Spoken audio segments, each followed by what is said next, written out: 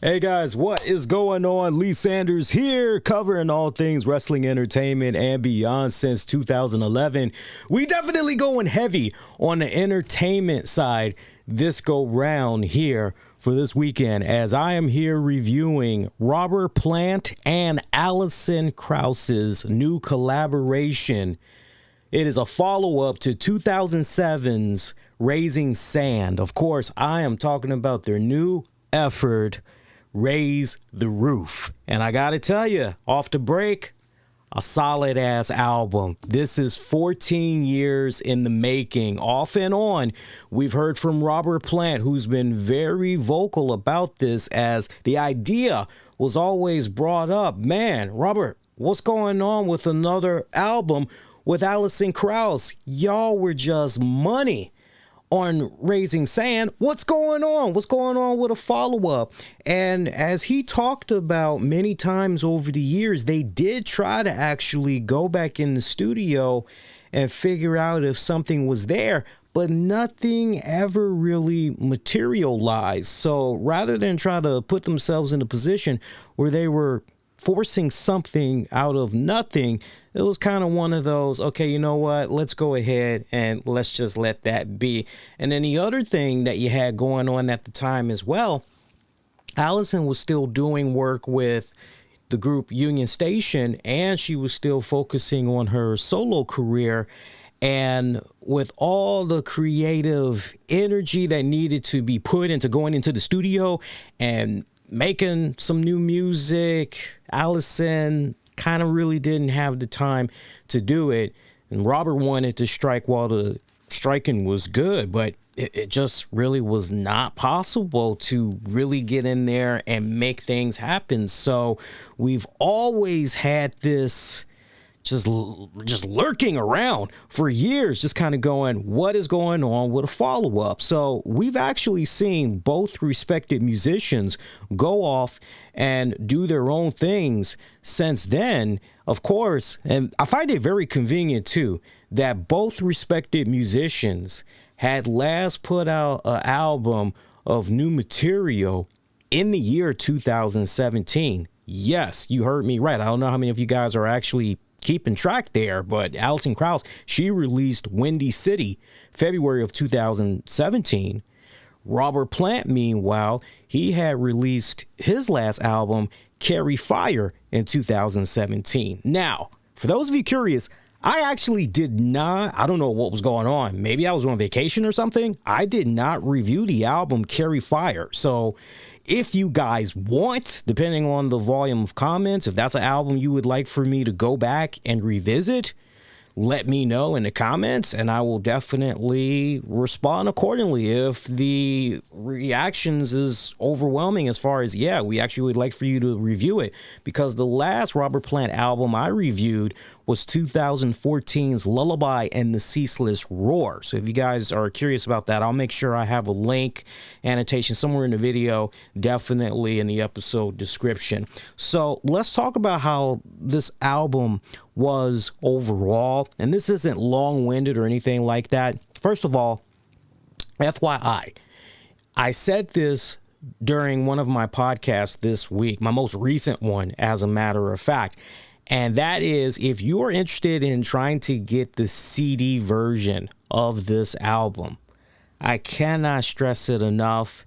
If you end up trying to buy this album online, be prepared. You may be in a bit of a delay, especially if you're going to try to buy this on Amazon.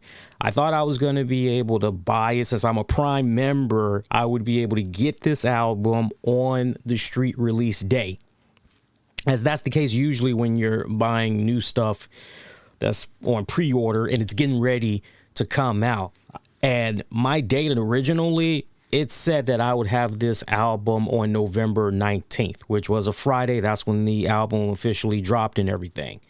But I now have a new ETA by Amazon, which is saying I'm not going to have this album until somewhere between December 5th to December 9th. I know, crazy, right? Very freaking crazy.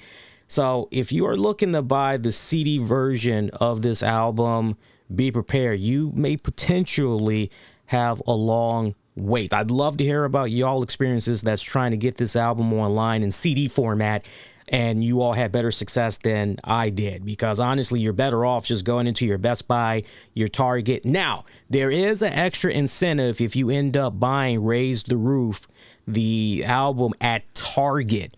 With Target exclusively, you get 2 brand new tracks, 2 bonus tracks included in the album. So FYI for you guys. Whereas the vinyl, believe it or not, hey, and I know before anybody says it, vinyl is making a serious comeback and all that. I'm totally there with you guys about the vinyl.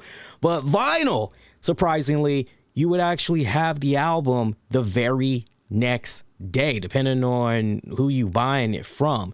So I know that's kind of crazy, but you know what? It is what it is. It's all good.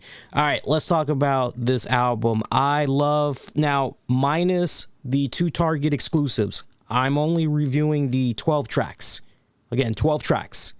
If you guys would like to know what I thought of the 2 exclusive tracks from the Target version, let me know, because I am at some point going to go on ahead and just go to Target.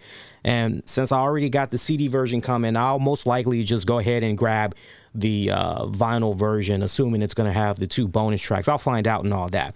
But 12 tracks for this album. I love how things had opened up with Quattro, World Drifts In, really nice, good opening. And we go to the second track, The Price of Love, where Alison is on lead vocals, and man, her arrangements on this particular track, I love how this track just overall came off very seductive, yet it had a little bit of mystery involved in there. Nice quiet whispers.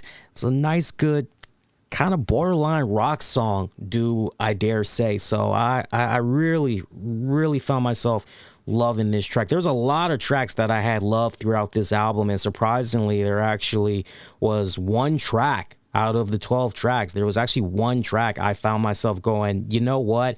I can actually do without this song, and we'll definitely talk a little bit more about that. But yeah, the way Alison just went on ahead and approached this particular track, I loved it. And bear in mind, this whole album, much like what they did with Raising Sand, as far as that being a compilation of songs by other artists, that's the trend that they pretty much had going on this album as well. They followed that same blueprint, except on this album, there was a new song of original material, original arrangements, original lyrics by Plant and Krauss. We'll talk a little bit more about that in just a hot minute. Going into our third track on the album, Go Your Way, Plant being on vocals. Thought that was a pretty good song, pretty good. Trouble with My Lover. Alison was on the lead vocals on this one. Nice, sweet execution on the vocals for this track. Nice strumming patterns as well. Got to give it up for the strumming patterns that was arranged on this particular track. Krauss is coming onto this one sounding like a seductive kitty that's just purring, basically. Robert Plant, meanwhile, he's pretty much coming in there with the me oh my, kind of coming off boyish, innocent like with his vocal arrangements. I got to give it up to Mark Ribbitt's baritone guitar lines on this track. Overall, killer. I thought this was really killer. Searching for My Love, 5th track on this album. Robert is on lead. Now, I don't know about you guys. You all would have to let me know, but on this particular song, I really had got a Honey Drippers vibe. I don't know if you guys had got it as well. For those of you that don't know, this isn't long-winded, but Robert did this one-off band, if you will, back in the 80s. It was around 1984-ish. And it was called the Honey Drippers. And one of the most popular songs that came from those guys was Sea of Love. Come with me, my love, to the sea of love. I wanna tell you just how much I love you, right? So they did that song. And when you listen to Searching for My Love, you really get that Honey Drippers vibe to it. It's a nice doo-wop vibe that this track has, but it's got that nice twang twist to it as well. Robert Plant's vocals on this particular track, but really throughout the whole album, because I know a lot of you guys are Plant fans. You all may be wondering, especially if you haven't checked in on Plant in a while, what's going on with his vocals this go round? How's the man sounding and everything?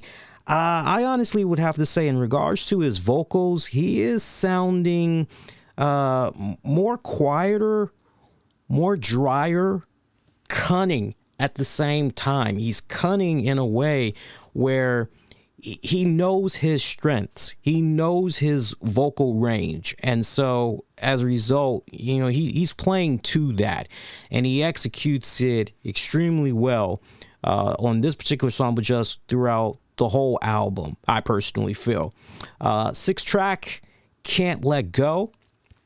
Nice duet. Alison Krauss and Robert Plant sharing 50-50 on the vocals on this one. This one, I don't know how you all feel, but for me, this particular track feels like their legit sequel to 2007's Gone, Gone, Gone. Let me know in the comments. I'm very, very curious where you all are on this one. I like the low guitar strumming and the bass arrangements on this one. It has kind of a hollow, bluesy track feel to it. Good stuff right here. 7th track, It Doesn't Bother Me.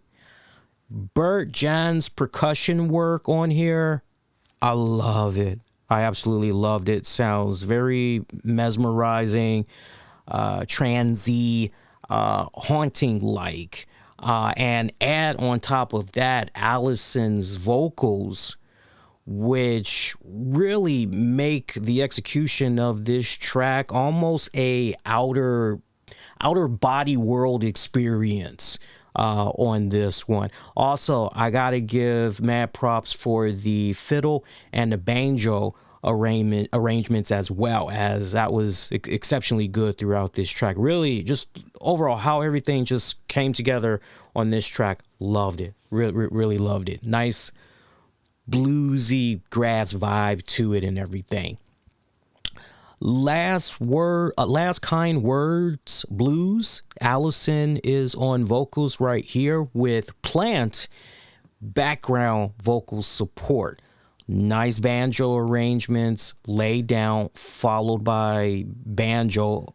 Got to give mad props to Stuart Duncan's stringed mix of the fiddle, the mandolin, and the cello on this track. Again, Last Kind Words Blues.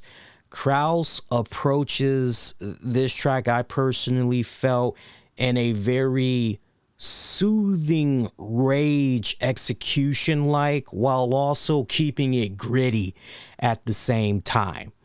High and Lonesome. This is the original track. This is a new song, not we're just gonna do a rendition. No, this is a new original right here. I'm not sure how I feel about this particular song. I would have to rely on you guys a little bit more here and get you all's opinion that have listened to this album and you've pretty much tore it up from beginning to end and you've just dissected every single track and everything. But for me, this track felt as if it really had no business being on this album. It really felt as though this was better suited for maybe Robert's band in the Sensational Space Shifters, maybe even Band of Joy, because I know on Robert Plant's Digging Deep podcast, which if y'all haven't checked it out and you're a Robert Plant fan, check it out. It's like about the quickest, It's like the quickest 11, maybe 15 minutes of a podcast that you'll get. He pretty much dives in deep on key tracks from his discography over the years. He tells you like what was going on with that particular song, the story behind it, some really, really good stuff. But when I look at this particular track, it really, really had that vibe to me of it was better suited for the Sensational Space Shifters or Band of Joy. It just really felt out of place right here. I really felt that Alison Krauss was underutilized here. Of all the tracks, I just really felt she was underutilized right here. You could tell me, but Lee, she was playing, she was doing something with this instrument over here on this track. Like, I just felt it was just more of a straight up Robert Plant song. Now, some of you guys may say, well, wait, that's good. Usually Robert does really good songs. This wasn't really a good Robert Plant Krauss original. I got to actually go in and check out the linear notes because sadly, the way I checked out this album, I checked it out through Spotify. Since I'm waiting on my physical copy, but like I said, I'm going to go actually pick up at Target and I'm going to check out the linear notes for this one. And I'll definitely add some additional notes in the comment section and all that for this one, as far as if Alison did anything instrument wise, but I just, it didn't grow on me. Sorry guys, it didn't grow on me. Going Where the Lonely Go, the 11th track on this album. This song made famously known by Merle Haggard and Dean Holloway. So, you're just, it doesn't get any better than this as far as just a good old straight up lovey-dovey country ballad. How can you mess up a really good song like this, as lyrically it is perfection? So you really can't mess up a good song like this. And what Alison Krauss laid down on this one, the thing I loved about this particular track, as you're going through this journey, I love the fact that when you get to this track 11, we do a hard 180. I mean, a hard 180. We go low. We go real low on this particular track as we're reaching the end, right? And this is pretty much the second to last song as the album is now coming to a close and everything. And I really love this song. I mean, she really played to her strengths here on this. She didn't overdo it on this track. I felt good stuff. Really good, strong track. Closing out the album, Somebody Was Watching Over Me. This go round, Robert Plant is on leads.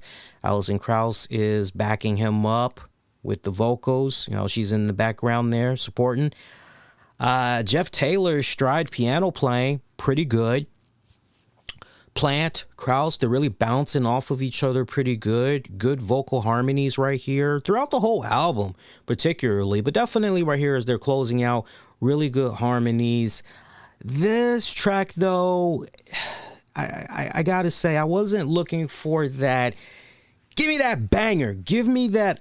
Let's close this out. I wasn't looking for that type of a track. But I definitely was looking for a solid, strong finish. And I just felt as though this wasn't a strong finish to what I felt was overall a really good album. For me, I really felt as though, you know what, let's actually flip this. Maybe we should actually go after High and Lonesome.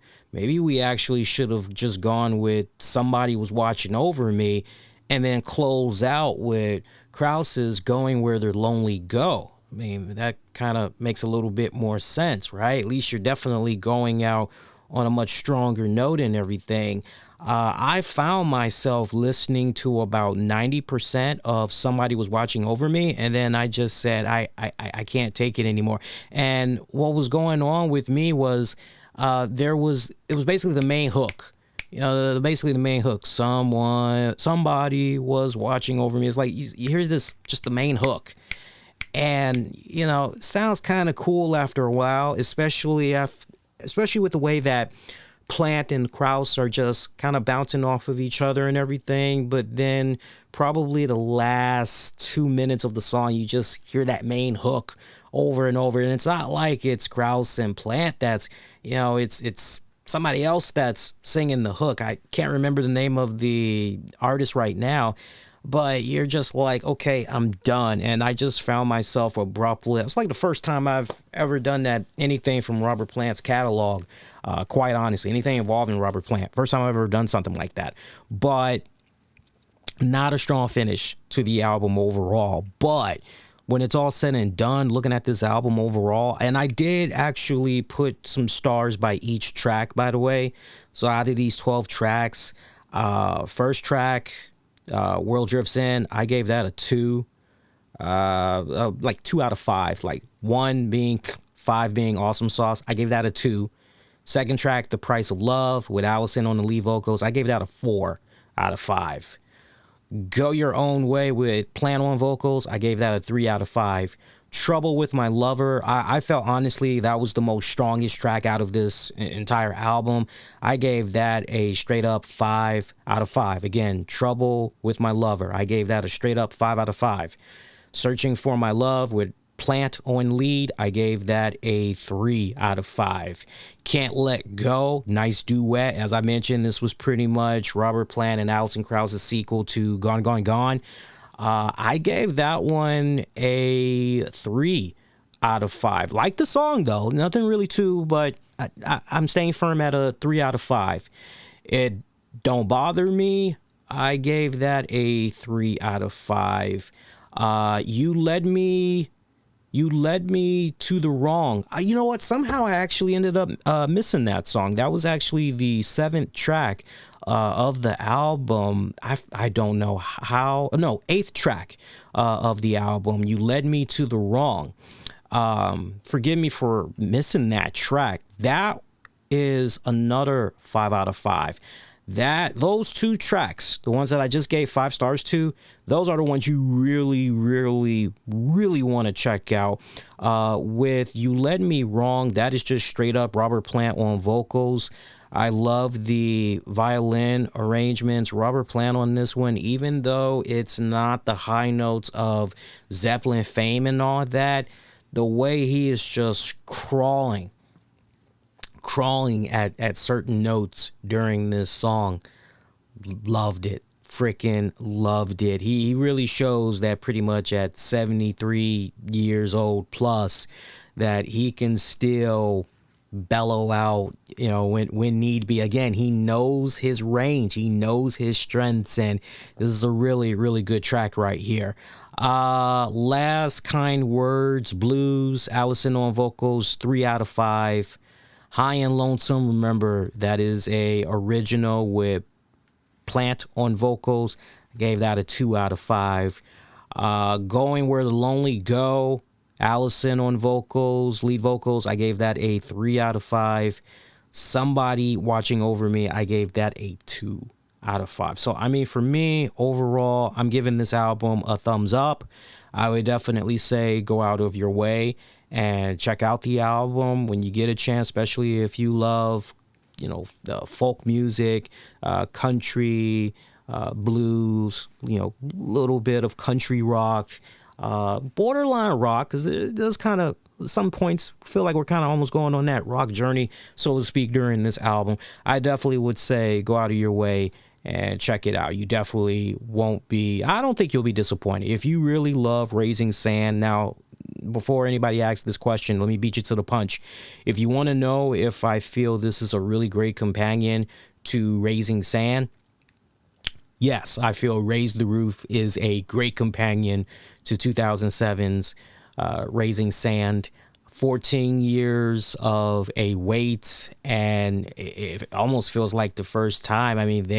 Robert Plant and Alison Krauss, they are just fantastic together, just bouncing off of each other. You can legitimately feel the kinship the bond between them as really good friends and everything. And, you know, they know each other so well, know each other's strengths and quirkiness and all that. And it plays so well as you go over this incredible journey of an album that, honestly, this album in a nutshell, very chilled, very mellow, celestial, while also at the same time welcoming, very warm, great rhythm, great harmonies all throughout this album. So scale of 1 to 10, I'm going to give this album an 8 out of 10. Robert Plant, Alison Krauss, Raise the Roof gets a 8 out of 10. If you ended up checking out this album, if you're going to be checking out this album pretty soon, make sure you come on back, leave me your comments all throughout social media, definitely on this video, and let me know what you had thought about the album. And like I said earlier, if enough of you want, if you want me to go back and review 2017's Carry Fire by Robert Plant, hell, if you want me to go back and review Alison Krauss's 2017's Windy City album, that was her 4th solo effort, let me know in the comments. And if there's enough, I'll definitely strongly consider reviewing those albums separately in the very near future. If there's some new music maybe you want me to check out, definitely, you know, as long as it's some good shit, let me know, and I'll do my best to have some open ears and try to check it out.